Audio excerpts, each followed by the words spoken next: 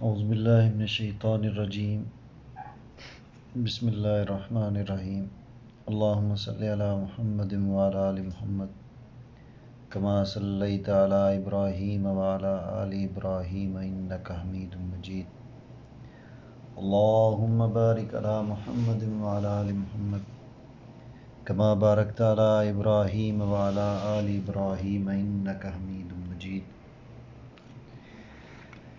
السلام علیکم ورحمۃ اللہ وبرکاتہ۔ اللہ تعالیٰ سے دعا ہے کہ اللہ پاک کی ذات ہماری سختیاں معاف فرمائے، ہمارے چھوٹے بڑے گناہوں کو معاف فرمائے اور ہمیں نیکیاں کرنے کی توفیق عطا فرمائے، برے عمل کرنے سے بچائے، اور اللہ سبحانہ و تعالیٰ دنیا آخرت میں ہمیں کامیاب فرمائے، ہماری سختیاں، پریشانیاں، دکھ درد، تکلیفیں دور فرمائے، آمین ثم آمین۔ تو آج کا ہمارا جو ٹارگٹ ہے انشاءاللہ تعالیٰ وہ ہے سورہ بقرہ کی آیت نمبر 21 سے لے کے 50 نمبر تک۔ تو شروع کرتے ہیں۔ آیت نمبر 21 میں اللہ سبحانہ و تعالیٰ فرماتا ہے الذی جعل لکم الارض فراشا والسماء بناء وانزل من السماء ماء فاخرج به من الثمرات رزقا لکم فلا تجعلوا للہ اندادا وانتم تعلمون۔ اچھا، اس کا مطلب یہ ہے کہ اے لوگو اپنے اس رب کی عبادت کرو جس نے تمہیں اور تم سے پہلے کے لوگوں کو پیدا کیا، یہی تمہارا بچاؤ ہے۔ کیوں عبادت کرو؟ اس کے آگے والی آیت میں اللہ تعالیٰ فرماتا ہے، دلیل دیکھیں نا آگے کیونکہ جس نے تمہارے لیے زمین کو فرش اور آسمان کو چھت بنایا اور آسمان سے پانی اتار کر اس سے پھل پیدا کر کے تمہیں روزی دی، خبردار باوجود جاننے کے اللہ سبحانہ وتعالیٰ کے شریر مقرر نہ کرنا۔ اللہ اکبر۔ جاننے کے باوجود اللہ تعالیٰ کے شریک مقرر نہ کرنا۔ قرآن پاک میں جو سب سے خطرناک ترین وارننگ جس بارے میں دی گئی ہے وہ دو چیزیں ہیں، ایک تو ماں باپ کی گستاخی نہیں کرنی اور دوسرا شرک نہیں کرنا۔ اچھا، جو 21 نمبر آیت ہے جی، اس کا جو ہے عنوان وہ یہ ہے کہ تم کبھی بھی اس کی عبادت کے منکر نہ بن جانا، اس کے علاوہ کسی اور کی عبادت نہ کرنا۔ ہاں جی، اچھا، ہدایت اور دلالت۔ ہدایت تو سب کو پتہ ہے ہدایت کیا ہوتی ہے، دلالت کیا ہوتی ہے کہ مطلب خود کی جو پرسنالٹی ہوتی ہے بندے کی، سیلف رسپیکٹ بھی جس کو کہتے ہیں، اسی میں ذلیل ہوتا پھر خود پتہ ہو غلط کر رہے لیکن پھر بھی کرتا رہے۔ اچھا، ہدایت اور دلالت کے اعتبار سے انسانوں کے 3 گروہ کے تذکرے کرنے کے بعد اللہ سبحانہ و تعالیٰ کی وحدانیت اور اس کی عبادت کی دعوت تمام مسلمانوں کو دی جا رہی ہے، جو آیت میں نے ترجمہ پڑھی۔ فرمایا کہ جب تمہارا اور کائنات کا خالق اللہ سبحانہ و تعالیٰ ہے، تمہاری تمام ضروریات کا مہیا کرنے والا وہی ہے، تو پھر تم اسے چھوڑ کر دوسروں کی عبادت کیوں کرتے ہو؟ سب سے خطرناک چیز بندے کے اندر ہے نفس۔ دیکھیں، جو بندہ کہتا ہے وہ فلاں دربار پہ جا رہا ہے، یہ کر رہا ہے، وہ کر رہا ہے، اس کو پیر بن، یہ تو ہو گئی فضولیات جو سامنے نظر آتی ہیں۔ اس سے بھی خطرناک ایک وہ جو ہے وہ ہے نفس بندے کے اندر، جس کے بارے میں میں کسی دن تفصیلی بیان کروں گا۔ نفس، انسان اور شیطان، ان تینوں کے بارے میں میں ایک مضمون بناؤں گا انشاءاللہ تعالیٰ، اگر اللہ تعالیٰ کو منظور ہوا، تاکہ وہ ایک کلیئرٹی آئے اس میں بھی۔ اچھا، تو اللہ سبحانہ تعالیٰ فرماتا ہے کہ تو پھر تم اسے چھوڑ کر دوسروں کی عبادت کیوں کرتے ہو، دوسروں کو اس کا شریک کیوں ٹھہراتے ہو؟ اگر تم عذاب خداوندی سے بچنا چاہتے ہو تو اس کا صرف ایک ہی طریقہ ہے کہ اللہ سبحانہ تعالیٰ کو ایک مانو اور صرف اسی کی عبادت کرو، جانتے بوجھتے شرک مت کرو، جانتے بوجھتے شرک مت کرو۔ اچھا، توحید کے بعد اب رسالت کا اثبات فرمایا جا رہا ہے۔ توحید کے بعد اب رسالت کا اثبات فرمایا جا رہا ہے۔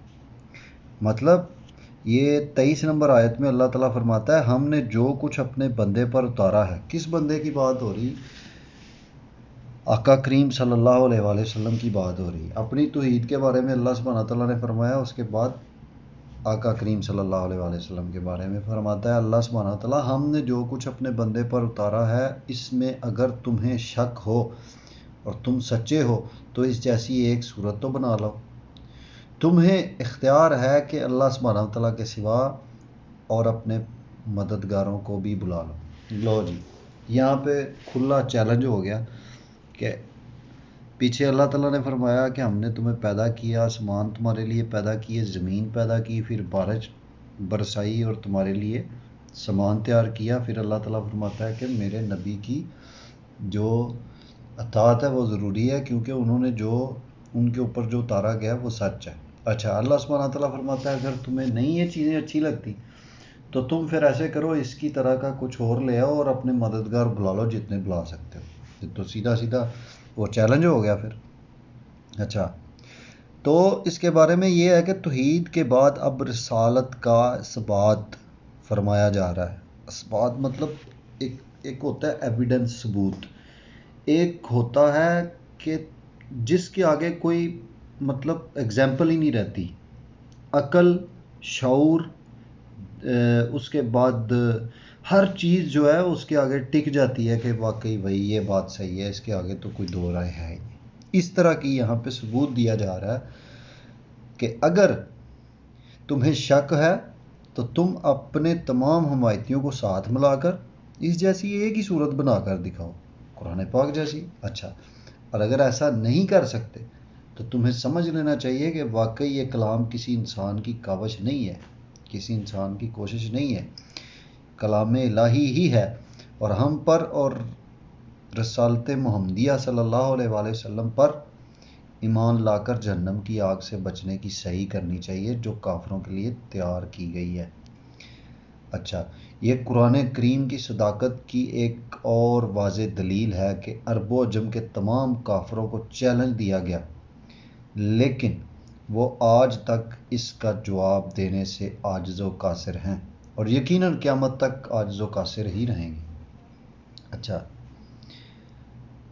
آگے اللہ سبحانہ تعالیٰ فرماتا ہے پس اگر تم نے نہ کیا, مطلب تم چیلنج جو کر رہے ہیں ہم اس کو نہیں کر سکتے, ایکسیپٹ بھی نہیں کر سکتے اور کر بھی نہیں سکتے. اگر ایکسیپٹ کر لو تو کوشش کرو ناکام ہو جاؤ. اگر تم نے نہ کیا اور تم ہرگز کر بھی نہیں سکتے, اللہ اکبر, تو اسے سچا مان کر اس آگ سے بچو جس کا ایندھن پتھر انسان ہیں جو کافروں کے لیے تیار کی گئی ہے.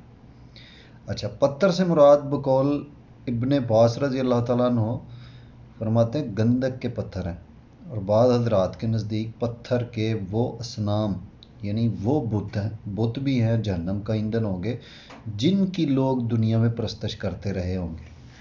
یہ جو پتھروں کے بارے میں بتایا گیا نا کہ کون سے صحابہ کرام رضی اللہ تعالیٰ عنہ میں سے حضرت ابن عباس رضی اللہ تعالیٰ عنہ کے بقول یہ پتھر جو ہیں یہ گندک کے پتھر ہیں, اور بعض کے نزدیک یہ پتھر وہ پتھر ہیں جن کو لوگ دنیا میں پوجتے ہیں. جیسے سورہ انبیاء کی 98 نمبر آیت میں اللہ سبحانہ تعالیٰ فرماتا ہے تم اور جن کی تم عبادت کرتے ہو اللہ سبحانہ تعالیٰ کے سوا, کہ اللہ کے سوا تم جن کی عبادت کرتے ہو سب جہنم کا ایندھن بننے والے ہیں. اچھا, اس سے ایک تو یہ معلوم ہوا کہ جہنم اصل میں کافروں اور مشرکوں کے لیے تیار کی گئی ہے, اور دوسری بات یہ معلوم ہوتی ہے کہ جنت اور دوزخ کا وجود جو اس وقت بھی ثابت ہے یہی سلف امت کا عقیدہ ہے, یہی تمثیلی چیزیں, یہ تمثیلی چیزیں نہیں ہیں, مطلب یہ مثالیں نہیں ہیں, یہ حقیقت ہے. جیسا کہ بعض متجددین اور منکرین باور کرتے ہیں کہ یہ مثالیں ہیں, نہیں بھائی یہ حقیقت ہے, اس میں اگزامپل والی کوئی چیز نہیں ہے, یہ حقیقت ہے. اچھا, آگے چلتے ہیں. قرآن کریم نے ہر ایک جگہ ایمان کے ساتھ عمل صالح کا تذکرہ کیا ہے, اللہ اکبر. اچھا, اور اس بات کو واضح کر دیا ہے کہ ایمان اور عمل صالح ان دونوں کا چولی دامن کا ساتھ ہے. عمل صالح کے بغیر ایمان ثمرآور نہیں ہے. کہ عمل کے بغیر ایمان کا جو درخت ہے اس کو پھل نہیں لگ سکتا، ٹھیک ہو گیا؟ اور ایمان کے بغیر اعمال خیر کا عند اللہ اخروی لحاظ سے کوئی اہمیت نہیں۔ اور عمل صالح کیا ہے؟ عمل صالح یہ ہے جو سنت کے مطابق ہو اور خالصتاً رضائے الہی کی نیت سے کیا جائے، کہ صرف اور صرف خصوصی طور پہ اللہ کو راضی کرنے کے لیے کیا جائے۔ خلاف سنت عمل بھی نامقبول اور نمود و نمائش اور ریاکاری کے لیے کیے گئے عمل بھی مردود و مطرود ہوں گے، کہ جو کسی کو دکھانے کے لیے ہم کرتے ہیں، کوئی بھی کرتا ہے، وہ الٹا عذاب ہے بندے کے اوپر۔ تو اچھا، آگے اور جو ہے وہ تذکرہ چھڑ گیا ہے کہ اللہ تعالیٰ فرماتا ہے کہ جو صحیح راستے پہ چلیں گے ان کے لیے کیا ہے، اور ایمان والوں اور نیک عمل کرنے والوں کو ان جنتوں کی خوشخبریاں دو۔ یہ کون سی آیت ہے؟ یہ آیت نمبر 25 ہے۔ اس کا ترجمہ یہ ہے کہ اور ایمان والوں اور نیک عمل کرنے والوں کو ان جنتوں کی خوشخبریاں دو جن کے نیچے نہریں بہہ رہی ہیں،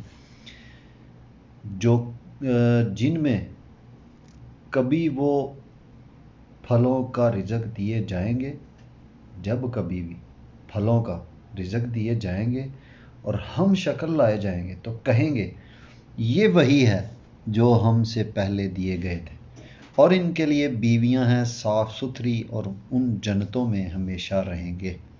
یقیناً اللہ سبحانہ وتعالیٰ کسی مثال کے بیان کرنے سے نہیں شرماتا، خواہ مچھر کی ہو یا اس سے بھی ہلکی چیز کی۔ ایمان والے تو اسے اپنے رب کی جانب سے صحیح سمجھتے ہیں، یعنی کوئی بھی مثال جب آتی ہے، اور کفار کہتے ہیں کہ اس مثال سے اللہ سبحانہ وتعالیٰ نے کیا مراد لی۔ اس کے ساتھ وہ بیشتر کو گمراہ کرتا ہے اور اکثر لوگوں کو راہ راست پر لاتا ہے، اور گمراہ تو صرف فاسقوں کو ہی کرتا ہے۔ اللہ اکبر۔ قرآن کریم نے ہر جگہ ایمان کے ساتھ عمل صالح کا تذکرہ فرما کر یہ بات واضح کر دی ہے کہ عمل جتنی دیر تک نہیں ہوگا ایمان کا کوئی فائدہ نہیں۔ عمل جب تک ایمان نہیں ہوگا تو عمل کا کوئی فائدہ نہیں۔ اچھا، متشابہ یہاں ایک لفظ استعمال ہوا ہے کہ ہم شکل، جو میں نے ابھی ترجمہ پڑھا ہے اس میں ذکر کیا گیا کہ جب کبھی ان کو پھلوں کا رزق دیا جائے گا جو ہم شکل لائے جائیں گے، مطلب ایک ہی شکل کے پھل۔ تو اس کا مطلب یہ ہے کہ یا تو جنت کے تمام میووں کا آپس میں ہم شکل ہونا ہے، یا دنیا کے میووں کے ہم شکل ہونا، کہ یا تو جنت میں وہ ایک جیسی شکلیں ہوں گی ان کی، یا ان کو جنت میں دنیا کے سیم جو شکل کے پھل ہیں وہ دیے جائیں گے۔ تاہم یہ مشابہت صرف شکل یا نام کی حد تک ہی ہوگی، کہ نام اور شکل ہی سیم ہوگی، لیکن اس کا جو ذائقہ ہے، ورنہ جنت کے میووں کے مزے اور ذائقے سے دنیا کے میووں کی کوئی نسبت ہی نہیں ہے۔ جنت کی نعمتوں کے بارے میں نبی کریم آقا کریم صلی اللہ علیہ وآلہ وسلم نے فرمایا، یہ صحیح بخاری کی حدیث، 2 حدیثیں متواتر 4780 اور 4779، 4780 4779۔ نبی آقا کریم صلی اللہ علیہ وآلہ وسلم نے فرمایا، نہ کسی آنکھ نے انہیں دیکھا، کسے؟ یہ جنت کے جو میوے اور جنت میں جو نعمتیں ہوں گی ان کے بارے میں بات ہو رہی ہے۔ نہ کسی آنکھ نے انہیں دیکھا، نہ کسی کان نے انہیں سنا، نہ اور دیکھنا سننا تو کجا، تو دور کی بات ہے، کسی انسان کے دل میں ان کا گمان بھی نہیں گزرا۔ اللہ اکبر۔ خلود کے معنی ہمیشگی کے ہیں۔ خلود مطلب اہل جنت ہمیشہ ہمیش کے لیے جنت میں رہیں گے اور خوش رہیں گے، اور اہل دوزخ ہمیشہ ہمیش کے لیے جنت میں رہیں گے، جہنم میں رہیں گے۔ اللہ اکبر کبیرہ۔ اہل جنت ہمیشہ ہمیش کے لیے جنت میں رہیں گے اور خوش رہیں گے، اور اہل دوزخ ہمیشہ ہمیش کے لیے جہنم میں رہیں گے اور مبتلا عذاب رہیں گے۔ اللہ اکبر۔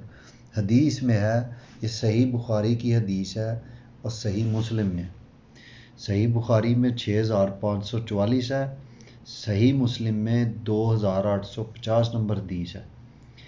آقا کریم صلی اللہ علیہ وآلہ وسلم نے فرمایا جنت اور جہنم میں جانے کے بعد ایک فرشتہ اعلان کرے گا، جنت اور جہنم میں جانے کے بعد ایک فرشتہ اعلان کرے گا، وہ کہے گا اے جہنمیوں اب موت نہیں ہے، اور اے جنتیوں اب موت نہیں ہے، جو فریق جس حالت میں ہے اسی حالت میں ہمیشہ رہے گا۔ اللہ اکبر، اللہ تعالیٰ ہمیں اس دن کے عذاب سے بچائے۔ جب اللہ سبحانہ تعالیٰ نے دلائل قطعہ سے قرآن کا معجزہ ہونا ثابت کر دیا تو کفار نے ایک دوسرے طریقے سے معارضہ کر دیا، اور وہ یہ کہ اگر یہ کلام الہی ہوتا تو اتنی عظیم ذات کے نازل کردہ کلام میں چھوٹی چھوٹی چیزوں کی مثالیں نہ ہوتی۔ اللہ اکبر۔ اللہ سبحانہ تعالیٰ نے اس کے جواب میں فرمایا کہ بات کی توضیح اور کسی حکمت بالغہ کے پیش نظر جو مثالیں بیان کرنے میں کوئی حرج نہیں ہے۔ آپ کسی کو کوئی چیز بات سمجھانا چاہتے ہو، کوئی مثال دیتے ہو، اس میں کوئی غلط نہیں ہے، اس لیے اس میں حیا و حجاب بھی نہیں۔ فوقہا ایک لفظ ہے، اس کو جو مچھر کے اوپر ہو، یعنی پر یا بازو، مراد اس سے مچھر سے بھی حقیر تر چیز ہے۔ کہ اللہ سبحانہ تعالیٰ نے جب یہ کافروں نے کہا نا کہ اللہ تعالیٰ چھوٹی چھوٹی مثالیں کیوں بیان کرتا ہے اگر وہ اتنی بڑی ذات ہے، تو اللہ تعالیٰ نے فرمایا اللہ تعالیٰ اس چیز سے اس کو کوئی پرواہ نہیں ہے کہ وہ مچھر یا اس سے بھی چھوٹی مثال ہو تو وہ بھی بیان کر سکتا ہے۔ یا فوق کے معنی اس سے بڑھ کر بھی ہو سکتے ہیں۔ اس صورت میں معنی مچھر یا اس سے بڑھ کر کسی چیز کے ہوں گے۔ لفظ فوقہا میں دونوں مفہوم کی گنجائش ہے، مطلب مچھر کے پر کی بھی اور اس سے چھوٹے کی بھی۔ اللہ سبحانہ تعالیٰ کی بیان کردہ مثالوں سے اہل ایمان کے ایمان میں اضافہ اور اہل کفر کے کفر میں اضافہ ہوتا ہے، کہ جب اللہ تعالیٰ مثال بیان فرماتا ہے تو کافروں کو اور کفر آتا ہے ان میں، اور جو ایمان والے ہیں ان میں اور ایمان آتا ہے، اور یہ سب اللہ سبحانہ تعالیٰ کے قانون و قدرت اور مرضی کے تحت ہی ہوتا ہے۔ اللہ اکبر۔ اچھا، جیسے قرآن نے سورہ نساء میں ہے 115 نمبر آیت میں، اچھا، جس طرف کوئی پھرتا ہے ہم اسی طرف اس کو پھیر دیتے ہیں۔ اللہ اکبر۔ اور صحیح بخاری کی حدیث بھی ہے اس بارے میں 4949، 4949 نمبر حدیث ہے صحیح بخاری کی۔ ہر ایک کو اس چیز میں آسانی دی گئی ہے۔ آقا کریم صلی اللہ علیہ وآلہ وسلم نے فرمایا ہر ایک کو اس چیز میں آسانی دی گئی ہے جس کے لیے وہ پیدا کیا گیا ہے۔ اللہ اکبر۔ فسق اطاعت الہی سے خروج کو کہتے ہیں، مطلب اللہ تعالیٰ کی اطاعت کرنا آپ چھوڑ دو تو آپ فاسق لوگوں میں شمار ہو جاتے ہو۔ اللہ اکبر۔ فسق اطاعت الہی سے خروج کو کہتے ہیں، خارج ہو جانا اس کو کہتے ہیں، جس کا ارتکاب عارضی اور وقتی طور پر ایک مومن سے بھی ہو سکتا ہے۔ ٹھیک ہے جی، جس کا فسق کا ارتکاب ایک مومن سے بھی ہو سکتا ہے، لیکن اس آیت میں فسق سے مراد اطاعت سے کلی خروج یعنی کفر ہے، جیسا کہ اگلی آیت میں واضح ہے۔ اچھا، اس میں مومن کے مقابلے میں کافروں والی صفات کا تذکرہ ہے۔ مفسرین نے عہد کے مختلف مفہوم بیان کیے ہیں۔ مثلا نمبر 1، اللہ سبحانہ تعالیٰ کی وہ وصیت جو اس نے اپنے امراء مطلب کہ اپنے حکم بجا لانے اور نواہی سے باز رکھنے کے لیے انبیاء علیہ السلام کے ذریعے سے مخلوق کو کی۔ نمبر 2، یہ عہد کی مطلب وہ مثالیں بیان ہو رہی ہیں۔ نمبر 2، وہ عہد جو اہل کتاب سے تورات میں لیا گیا، وہ کیا عہد تھا کہ نبی آخر الزمان صلی اللہ علیہ وآلہ وسلم کے آ جانے کے بعد تمہارے لیے ان کی تصدیق کرنا اور ان کی نبوت پر ایمان لانا ضروری ہوگا، وہ عہد لست۔ نمبر 3، تیسرے نمبر پہ اچھا پہلے نمبر پہ جو عہد ہے وہ یہ ہے وعدہ جو اللہ تعالیٰ نے فرمایا کہ یہ کام کرنے یہ نہیں کرنے. اچھا دوسرے نمبر پہ جو یہودیوں سے وعدہ لیا گیا. تیسرے نمبر پہ وہ وعدہ جو سلب آدم سے نکالنے کے بعد تمام ذریت آدم سے لیا گیا، جس کا ذکر قرآن مجید میں ہے. ہم لوگوں نے وعدہ کیا ہوا ہے اللہ تعالیٰ سے. ٹھیک ہے، نقض عہد کا مطلب عہد کی پرواہ نہ کرنا ہے. اچھا یہ جو وعدہ اللہ تعالیٰ نے ہم سے لیا ہوا ہے یہ سورہ راف میں لکھا ہے. یہ میں پھر آگے جائیں گے انشاءاللہ تعالیٰ، اللہ نے توفیق دی. پورے قرآن کی تفسیر پڑھنا میرا ٹارگٹ ہے، اللہ تعالیٰ مجھے توفیق دے تو یہ ساری باتیں آہستہ آہستہ کھل کے سامنے آئیں. ظاہر بات ہے کہ نقصان اللہ سبحانہ تعالیٰ کی نافرمانی کرنے والوں کو ہی ہوگا. اللہ سبحانہ تعالیٰ کا یا اس کے پیغمبروں اور دین کی طرف بلانے والوں کا کچھ نہ بگڑے گا. ٹھیک ہو گیا جی. آیت میں 2 موتوں اور 2 زندگیوں کا تذکرہ ہے. کیسے؟ اللہ سبحانہ تعالیٰ فرماتا ہے تم اللہ سبحانہ تعالیٰ کے ساتھ کیسے کفر کرتے ہو حالانکہ تم مردہ تھے، اس نے تمہیں زندہ کیا، پھر تمہیں مار ڈالے گا، پھر زندہ کرے گا، پھر اسی کی طرف لٹائے جاؤ گے. اللہ اکبر. اچھا آیت میں 2 موتوں کا ذکر اور 2 زندگیوں کا ذکر ہے. پہلی موت سے مراد عدم نیست یعنی نہ ہونا ہے. پتہ ہے یہ جو نیست لفظ ہے اس کے بارے میں سورہ فرقان میں لکھا ہے وَمُسْتَقَرٌّ وَمُسْتَوْدَى. اچھا جو لوگ عرب میں رہنے والے ہیں جیسے میں ادھر رہتا ہوں سعودیہ میں، تو ان کو جو مستودع ادھر سعودی زبان میں بولا جاتا ہے سٹور کو. تو اللہ سبحانہ تعالیٰ دیکھیں نا پیچھے جب کافروں نے کہا نا کہ اللہ تعالیٰ چھوٹی چھوٹی مثالیں بیان فرماتا ہے، تو اللہ تعالیٰ نے فرمایا اللہ تعالیٰ کچھ بھی بیان فرمانے سے نہیں شرماتا ہے. تو یہ اللہ تعالیٰ نے پھر بتایا کہ انسان تیری اوقات یہ ہے کہ تیرا نام و نشان تک نہیں تھا. یہ جو میں بات ابھی کرنے جا رہا ہوں یہ سورہ فرقان میں لکھی ہوئی ہے. میں جب ادھر پہنچوں گا تو میں اس کے پوری اور ڈیٹیل بتاؤں گا. میں شارٹ کٹ بتا رہا ہوں کہ جب بندے کی شادی نہیں ہوتی، ٹھیک ہے، کنوارا ہے، تو اس کی جو منی ہوتی ہے وہ پیٹ اور جو ریڑھ کی ہڈی ہے اس کے درمیان جو جگہ ہے اس کو قرآن پاک میں مستودع کہا گیا ہے.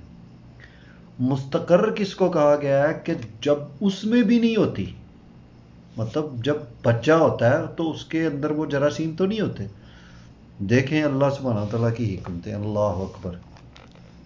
اچھا پہلی موت سے مراد عدم نیست یعنی بالکل نہ ہونا، اور پہلی زندگی ماں کے پیٹ سے نکل کر موت سے ہمکنار ہونے تک. اللہ اکبر. پھر موت آ جائے گی اور پھر آخرت کی زندگی دوسری زندگی ہوگی جس کا انکار کفار اور منکرین قیامت کرتے ہیں. امام شوکانی رحمۃ اللہ علیہ نے اور بعض علماء کی رائے ذکر کی ہے کہ قبر کی زندگی دنیاوی زندگی میں ہی شامل ہوگی، مگر صحیح یہ ہے کہ برزخ کی زندگی حیات آخرت کا پیش خیمہ اور اس کا سرنامہ ہے، اس لیے اس کا تعلق آخرت کی زندگی سے ہے. مطلب جب بندہ مر جاتا ہے قبر میں چلا جاتا ہے تو اس کی دنیاوی زندگی سے وہ ڈسکنیکٹ ہو جاتا ہے. اچھا اس سے استدلال کیا گیا کہ زمین کی اشیاء مخلوق اور اصل اباحت ہے، اللہ یہ کہ کسی چیز کی حرص سے نس سے ثابت ہو، یعنی جس چیز کی بابت جس چیز کے بارے حرام ہونے کی صراحت نہ ہو وہ مباح و حلال ہوگی. بالکل ایسے ہی ہے، جس چیز کے بارے میں وہ بتایا ہی نہیں گیا کہ یہ حرام ہے، ٹھیک ہے، وہ حلال ہے آپ کے لیے. بعض سلف امت نے اس کا ترجمہ کس کا ترجمہ؟ اللہ اکبر. اللہ سبحانہ تعالیٰ نے فرمایا یہ کتنے نمبر 29 نمبر آیت میں اللہ سبحانہ تعالیٰ فرما رہا ہے، میں ابھی تھوڑا ترجمہ پڑھوں. وہ اللہ جس نے تمہارے لیے زمین کی تمام چیزوں کو پیدا کیا پھر آسمان کی طرف قصد کیا اور ان کو ٹھیک ٹھاک 7 آسمان بنایا اور وہ ہر چیز کو جانتا ہے. اللہ اکبر. اچھا بعض سلف امت نے اس کا ترجمہ پھر آسمان کی طرف چڑھ گیا کیا ہے، اور اللہ سبحانہ وتعالیٰ کا آسمانوں کے اوپر اللہ سبحانہ وتعالیٰ کا آسمانوں کے اوپر چڑھنا اور خاص خاص موقع پر آسمان دنیا پر نزول اللہ سبحانہ وتعالیٰ کی صفات میں سے ہے، جن پر اسی طرح بغیر طویل و کیفیت بیان کرنے کے ایمان رکھنا ضروری ہے، جس طرح قرآن اور احادیث میں بھی بیان کیا گیا ہے۔ اچھا، یہ کس بارے میں بات ہو رہی ہے؟ جو اللہ سبحانہ وتعالیٰ فرما رہا ہے کہ میں نے زمین کو پیدا کیا، اس میں سارا بندوبست کیا، پھر آسمان کی طرف قصد کیا۔ قصد کرنا کس کو، اس کا جو ڈیفینیشن ہے وہ یہ ہے کہ ایک تو ہوتا ہے سوچنا کسی بارے میں، نہیں، قصد کرنا کہ میں نے کر کے چھوڑنا ہے، تو اس کے بارے میں تو آگے بھی آئے گا انشاءاللہ۔ وہ تو اللہ سبحانہ وتعالیٰ فرماتا ہے کن ہو جا فیکون، ہو جاتا ہے۔ خیر، اس سے ایک تو یہ معلوم ہوا کہ آسمان ایک حصی وجود اور حقیقت ہے، محض بلندی کو سما سے تعبیر نہیں کیا جا سکتا۔ ابھی وہ کہتے ہیں نا، وہ جو زیادہ سائنسدان ہیں وہ کہتے ہیں جی یہ ایک ہوا ہے، ٹھیک ہے، آسمان کوئی نہیں ہے، لیکن اللہ سبحانہ وتعالیٰ فرما رہا ہے آسمان بنائے ہیں ہم نے، قصد کیا۔ اچھا، دوسری بات یہ معلوم ہوئی کہ ان کی تعداد 7 ہے، اور حدیث کے مطابق دو آسمانوں کے درمیان 500 سال کی مسافت ہے۔ حدیث کے مطابق دو آسمانوں کی مسافت، یعنی ایک آسمان سے دوسرا آسمان جو ہے وہ 500 سال کے فاصلے پہ ہے۔ اور زمین کے بارے میں قرآن کریم میں اللہ سبحانہ تعالیٰ فرماتا ہے سورہ طلاق میں 12 نمبر آیت ہے، اور زمینیں بھی آسمانوں کی مثل ہیں۔ اللہ اکبر! اس سے زمین کی تعداد بھی 7 ہی معلوم ہوتی ہے، جس کی تائید حدیث نبوی صلی اللہ علیہ وآلہ وسلم سے ہوتی ہے۔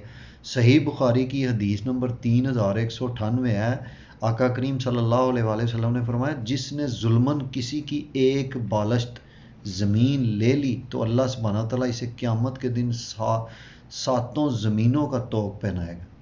اس آیت سے یہ بھی معلوم ہوتا ہے کہ آسمان سے پہلے زمین کی تخلیق ہوئی ہے، لیکن سورہ نازعات میں آسمان کے ذکر کے بعد فرمایا گیا ہے جی، زمین کو اس کے بعد بچھایا۔ اس کی توجیہ یہ کی گئی ہے کہ تخلیق پہلے زمین ہی کی ہوئی ہے جی، ہموار کر کے بچھانا تخلیق سے مختلف عمل ہے جو آسمان کی تخلیق کے بعد ہوا، مطلب زمین پہلے بنائی گئی، ٹھیک ہے، اس کے بعد آسمان بنائے گئے، اس کے بعد زمین کو سنوارا گیا۔ اچھا، ملائکہ فرشتے اللہ کی نوری مخلوق ہیں جن کا مسکن آسمان ہے، جو حکم الہی کے بجا لانے اور اس کی تمہید و تقدیس میں مصروف رہتے ہیں اور اس کے کسی حکم سے سرتابی نہیں کرتے۔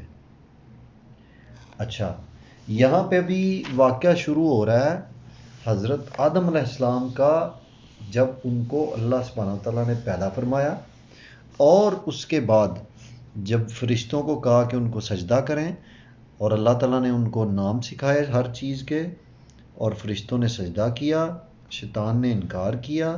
یہ ذرا ادھر یہ چیپٹر شروع ہونے والا ہے اور اس میں بہت ساری چیزیں سیکھنے والی ہیں۔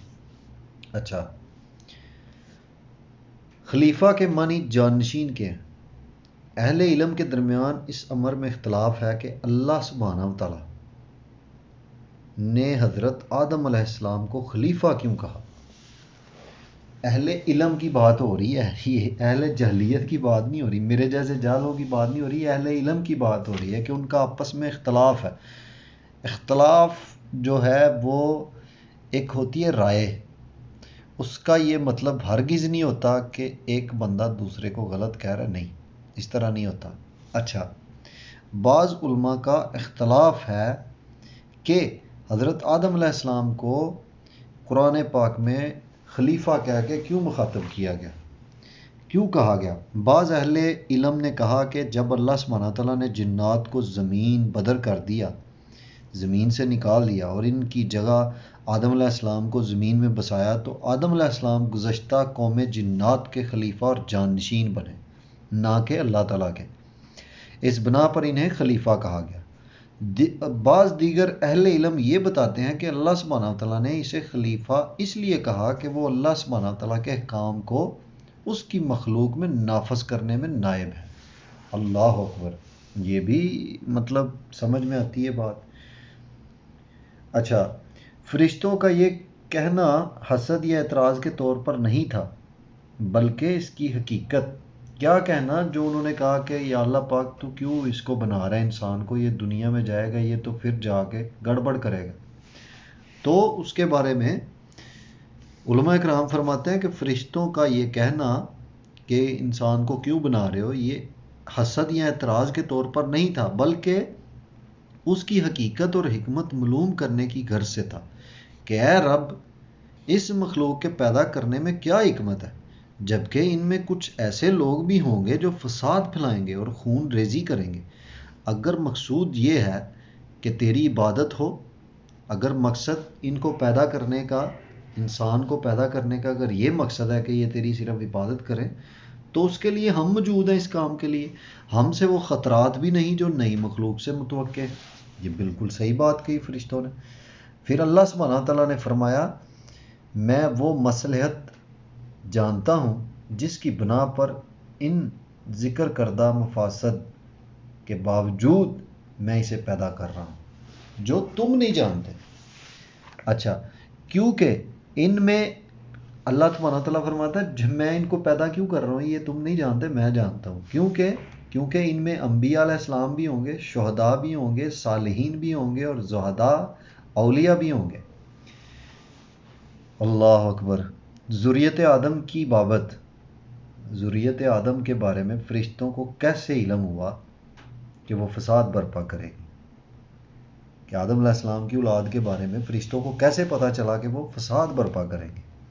اس کا اندازہ انہوں نے انسانی مخلوق سے پہلے کی مخلوق کے اعمال یا کسی اور طریقے سے کر لیا ہوگا۔ بعض نے کہا کہ اللہ سبحانہ تعالیٰ نے ہی بتلا دیا تھا، کیونکہ وہ خود تو عالم الغیب نہیں ہے، کیونکہ فرشتے یا کوئی بھی اللہ سبحانہ تعالیٰ کے علاوہ غیب کا علم نہیں جانتا، البتہ اللہ سبحانہ تعالیٰ خود علم عطا کرے تو۔ لہذا یہ لوگ کلام میں ہدف مانتے ہیں جس کی تقدیر ہے، جیسے فتح البخاری میں ہے، میں ایک خلیفہ بنانے والا ہوں جو ایسے ایسے کام کرے گا۔ مطلب اللہ سبحانہ تعالیٰ نے خود بتا دیا کہ میں جو پیدا کرنے والا ہوں، جس کو میں بنانے والا ہوں، یہ وہ ایسے ایسے ایسے ایسے کرے گا۔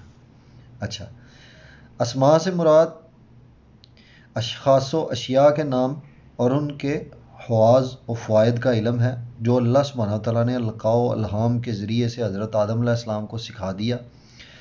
پھر جب ان سے کہا گیا کہ آدم علیہ السلام ان کے نام بتلاؤ، تو انہوں نے فوراً سب کچھ بیان کر دیا جو فرشتے نہ کر سکے۔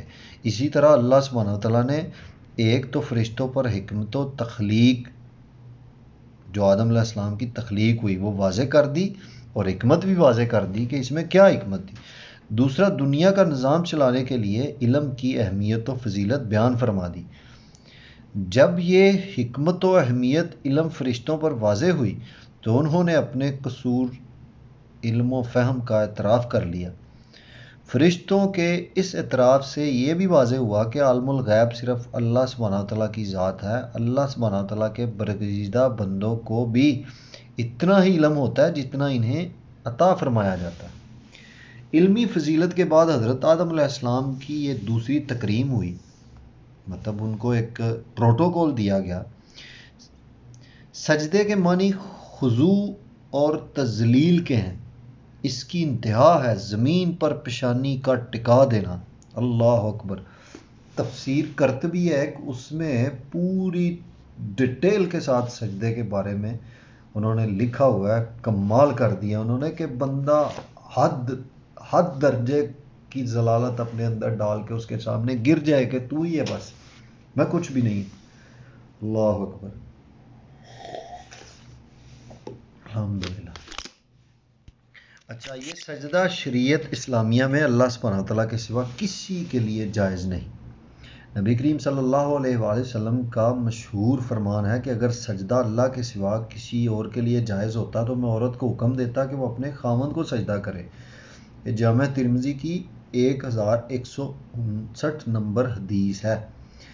تاہم فرشتوں نے اللہ سبحانہ تعالیٰ کے حکم پر حضرت آدم علیہ السلام کو سجدہ کیا، جس سے ان کی تکریم و فضیلت فرشتوں پر واضح کر دی گئی، کیونکہ یہ سجدہ اکرم و تعظیم کے طور پر ہی تھا، نہ کہ عبادت کے طور پر۔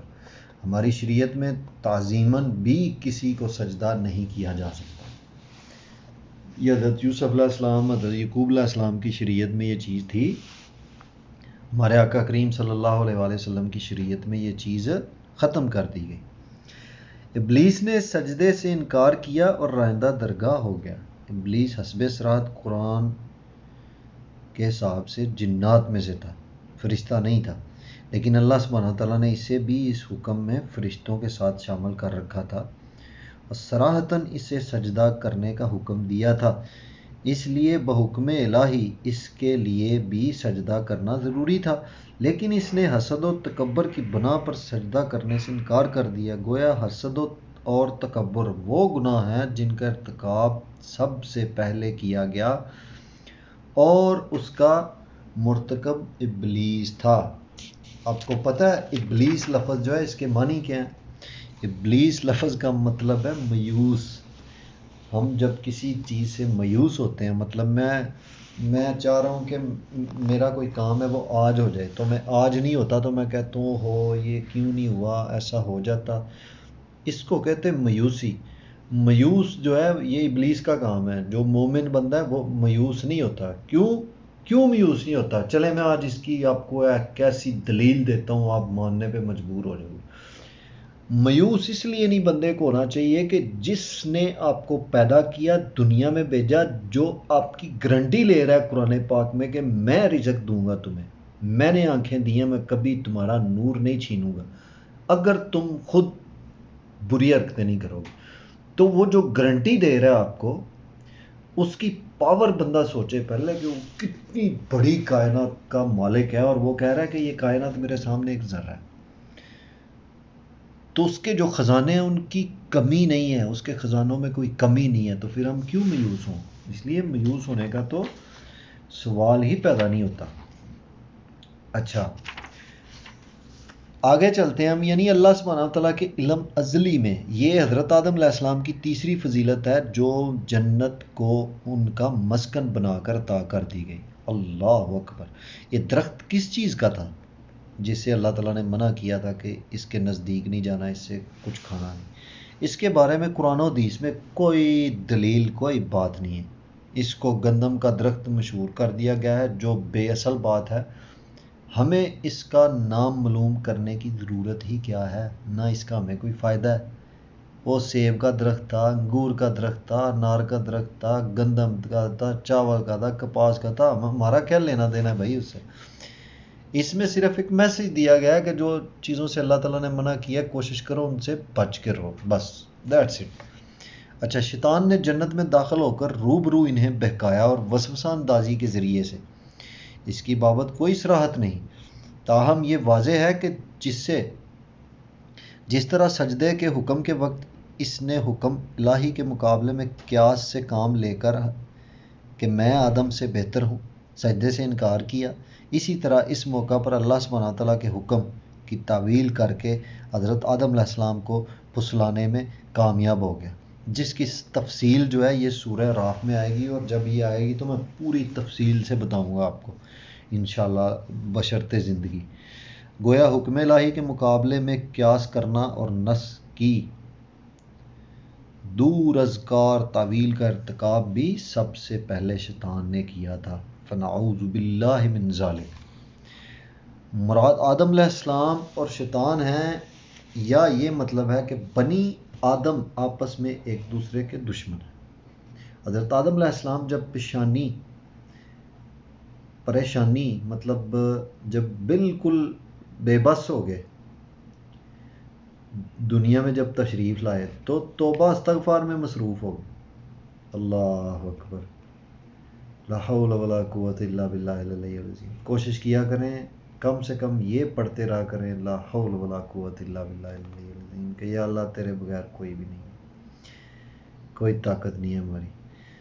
تو جو حضرت آدم علیہ السلام نے دعا کی اس موقع پر، وہ دعا کس نے سکھائی؟ اللہ سبحانہ تعالیٰ نے رہنمائی کی، دستگیری فرمائی، اور وہ کلمات معافی سکھا دیے جو سورہ رات میں بیان کیے گئے. ربنا ظلمنا انفسنا وان لم تغفر لنا وترحمنا لنکونن من الخاسرین. بعض حضرات یہاں ایک موضوع روایت کا سہارا لیتے ہوئے کہتے ہیں کہ حضرت آدم علیہ السلام نے عرش الہی پر لا الہ الا اللہ محمد رسول اللہ صلی اللہ علیہ وآلہ وسلم لکھا ہوا دیکھا، اور محمد صلی اللہ علیہ وآلہ وسلم کے وسیلے سے دعا مانگی تو اللہ سبحانہ تعالیٰ نے انہیں معاف فرما دیا. اللہ اکبر، استغفر اللہ. یہ ضعیف ترین حدیث ہے اور قرآن کے بھی معرض ہے. کیوں؟ قرآن میں تو صاف لکھا ہے کہ جب ان کو جنت سے نکالا گیا تو دنیا میں جب آئے تو پریشان تھے، بے بس تھے، بے سہارا تھے، تو اللہ سبحانہ تعالیٰ نے ان کو کلمات سکھائے دعا کرنے کے لیے، مغفرت مانگنے کے لیے. وہ کلمات کدھر ہیں؟ یہ قرآن میں لکھے ہیں. ربنا ظلمنا انفسنا وان لم تغفر لنا وترحمنا لنکونن من الخاسرین. اچھا، اور قرآن کے بھی مارد ہے، اس کے علاوہ اللہ سبحانہ تعالیٰ کے بتلائے ہوئے طریقے کے بھی خلاف ہے. تمام انبیاء علیہ السلام نے ہمیشہ براہ راست اللہ سبحانہ تعالیٰ سے دعائیں کی ہیں. کسی نبی، ولی، بزرگ کا واسطہ اور وسیلہ نہیں پکڑا. اس لیے نبی کریم صلی اللہ علیہ وآلہ وسلم سمیت تمام انبیاء علیہ السلام کا طریقہ دعا یہی رہا ہے کہ بغیر کسی واسطے اور وسیلے کے اللہ سبحانہ تعالیٰ کی بارگاہ میں دعا کی جائے.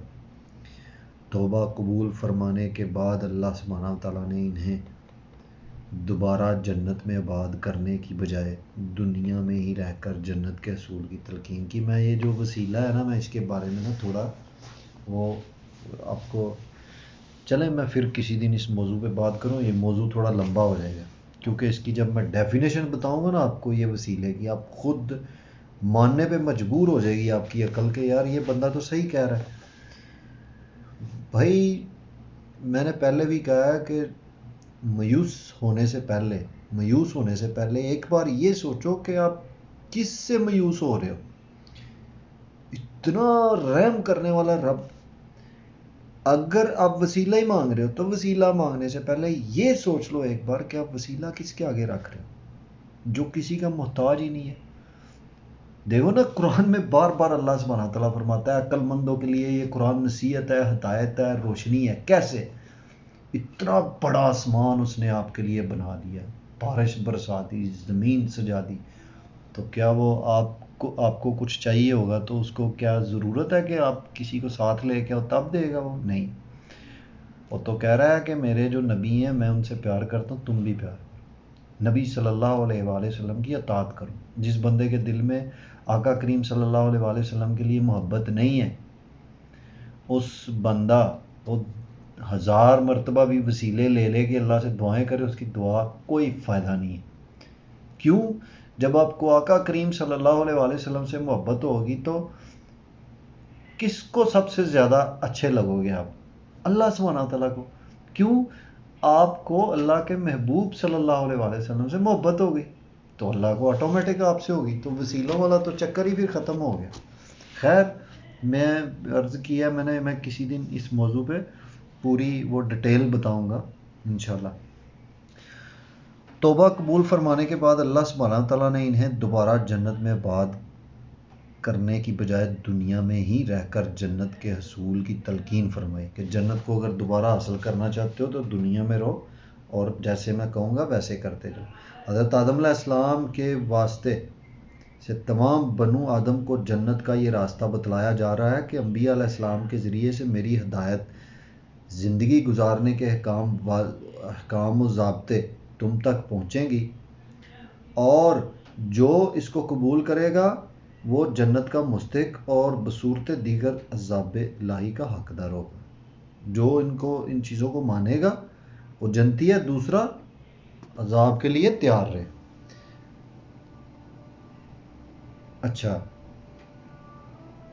اچھا یہاں پہ بھی اذان کا وقت ہو گیا ہے.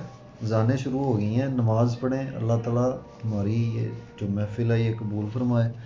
ٹھیک ہے جی. ٹارگٹ میرا ویسے 50 نمبر آیت تک جانے کا تھا، لیکن الحمدللہ 40 تک ہو گیا.